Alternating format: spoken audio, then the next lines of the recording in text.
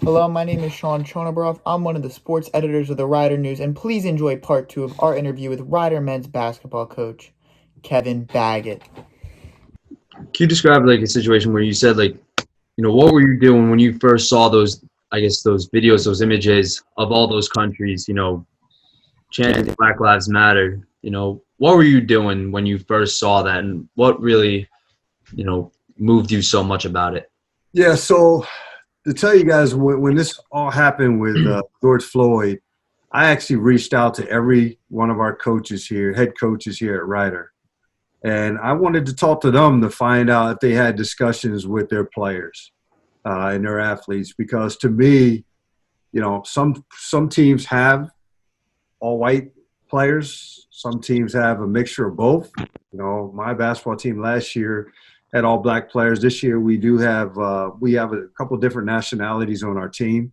But I wanted to find out from them what discussions they were having, because at the end of the day, we're going to graduate our players and our athletes, and they're going to go on into the real world. And this is the real world. They're going to have to deal with it, whether you deal with it now or they deal with it when they get into society. That is our job to prepare them. And so when I was having these conversations with some of the coaches, they were saying, well, I haven't had – either they had those discussions or they didn't. I had somebody say, well, I don't have any black athletes on my team.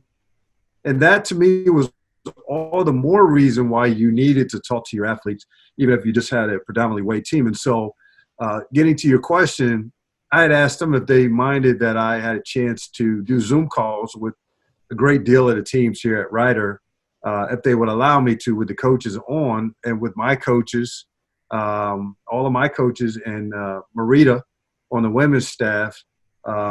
We did Zoom calls with these teams. And so I was, while I was doing all my homework and everything, preparing for all of these Zoom calls, it was, those were some of the things that I came to learn, the different countries. Because as I was doing the research and I'm seeing like this country and that country, I started to do the numbers, and man, I teared up one day because it was overwhelming, man. The fact that we could get this support that we had never, ever seen ever in my life in particular, and then others that are older than me that I was talking to that said the same. It was very moving. And so we shared that. We shared some videos of different things with the different sports teams.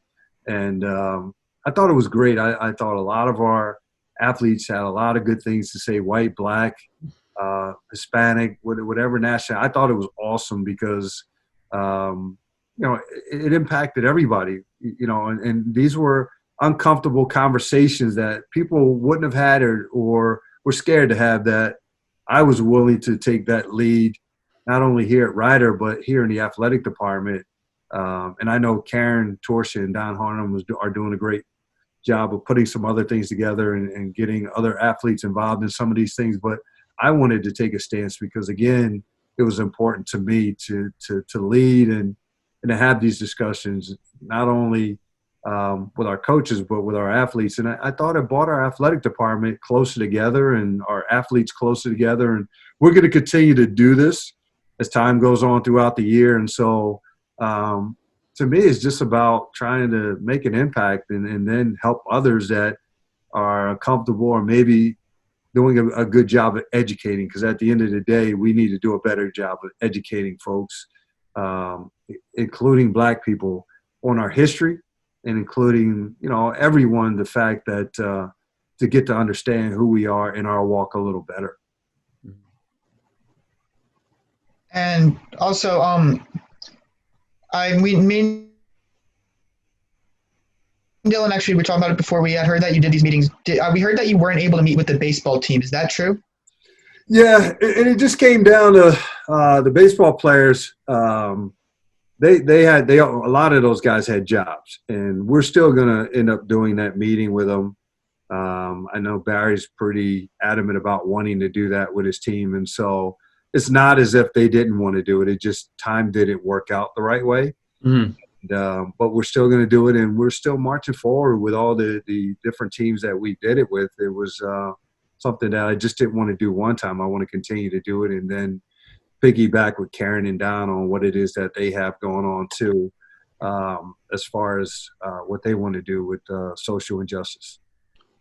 When the MAC announced its United for Justice campaign and what they were going to be doing with basketball in particular, with floor decals, I think patches on the jerseys and whatnot, how much of a voice did you have in that conversation?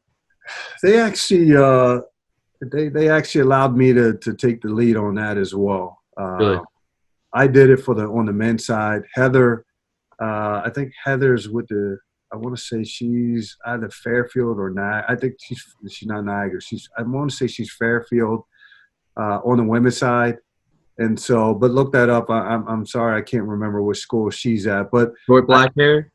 Yes. I think Niagara. No, that's Jada. Jada's a black coach at Niagara. Yeah, but Heather's a white coach, and you could find that pretty easy. But on the men's side, I had some of the discussions back then with John Dargenio at Siena. I had a couple of conversations with Rich Enzer.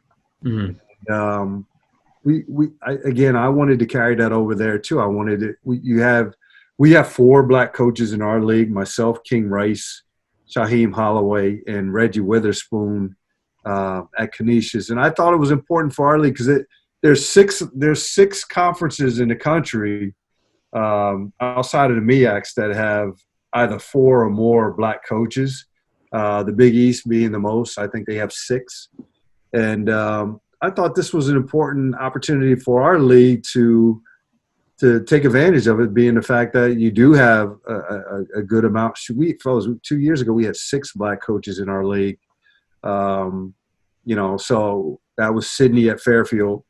And there was another one I'm just drawing a blank on, but we had 6 minority coaches in our league, and so that's a huge number when you look at throughout the NCAA.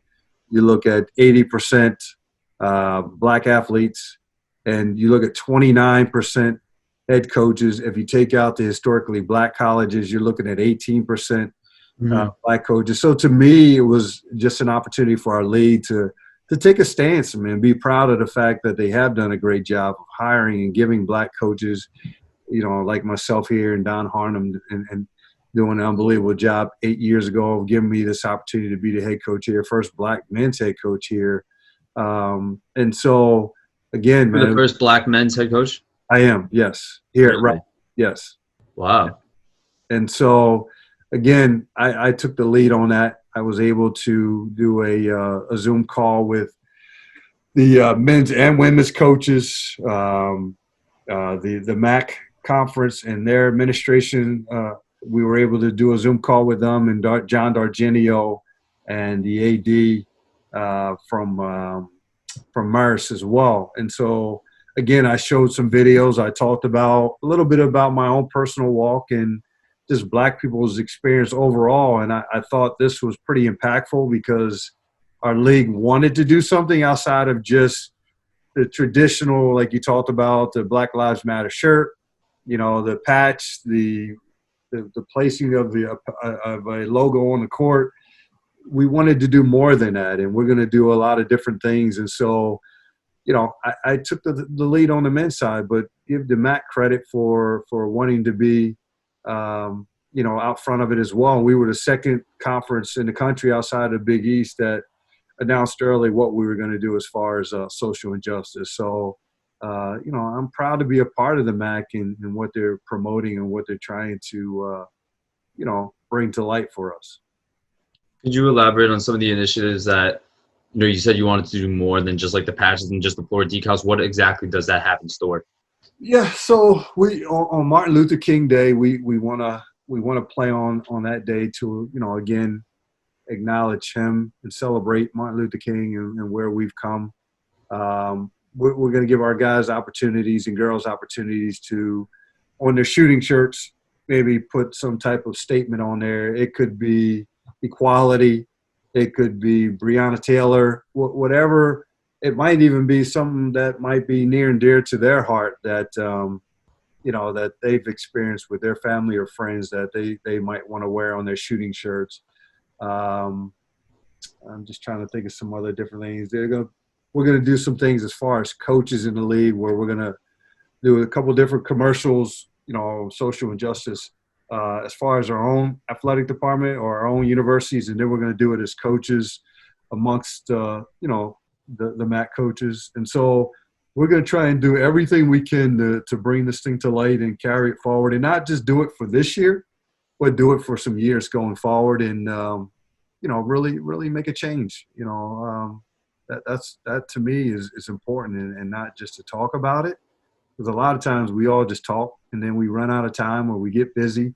But as I said in my quote, but to put the actions behind my words. And like on a rider perspective, like, do you believe President DeLomo and the school is doing enough to protect Black students and educate other students as well as like history and what's going on in the country? I do, and I want to give President DeLomo a lot of credit, because he's done a lot of things, man. When, throughout this pandemic, Ryder and Pam Pruitt and her staff put together these different Zooms where our students had an opportunity to speak out about different things that they experience here at Ryder, what they experience in their lives. And it takes a lot. I mean, I was on a lot of those calls, and to hear some of their experiences and some things that they thought that Ryder lacked or needed to do a better job of. And I know President DeLomo, I know his wife Polly were on those calls. And so for them to listen, but not only listen, he also had he had a plan in place about a year or two ago. He was moving forward with it. But I just think this whole situation sped it up more. But the fact that he listened, and not only did he listen, he identified and understood, wait a minute, we got to do a better job. And I'm actually on this chief diversity officer that they're going to hire here at the university. I'm on that committee that we're actually in the process now of presenting everything to President DeLomo here by the end of the month. And then they're going to hire a chief diversity officer, which is a big step, fellas, when it comes time for just trying to make sure that things are operating the right way, as far as, the different ethnic groups and representation and everything that goes on here at every institution, including Ryder.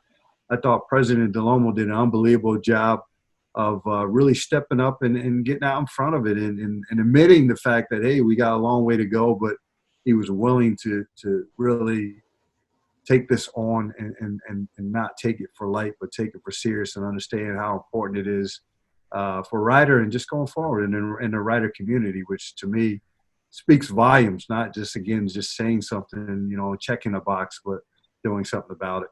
Just to clarify, you said that Ryder's going to hire a chief diversity officer at the end of the month. Is that going to be you? Did you say that was going to be you, or are they going to hire somebody else? No. I'm on the committee. Right.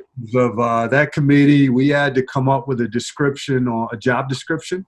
Mm-hmm. We had to come up with responsibilities for the chief diversity officer. If it was just going to be one person that was going to head up everything at the university, if he was going to have maybe one or two or three people underneath of him. So we've spent since this back in June. We spent from June until now really meeting. And as we have a couple different, we have students, we have academic people on this committee. We have myself representing athletics. We've got a number of different folks on this committee that are chairing this, that are really putting this together and trying to figure out, and what it should be, what that job should look like when they do finally decide to hire that person in that position. So I was on that committee, which was an honor for me, because again, this is a big step when people hire chief diversity officers on campus. That person is going to be in charge of a lot in terms of, retention, making sure that there's the right amount of representation for all ethnic groups, making sure that there's promotional opportunities throughout the campus for minorities. And again, there's so many different things that go under that This person will serve in the president's cabinet, which is huge because at times, fellas, they might report to the provost, they might report to human resources, but this particular person is going to be in the president's cabinet, which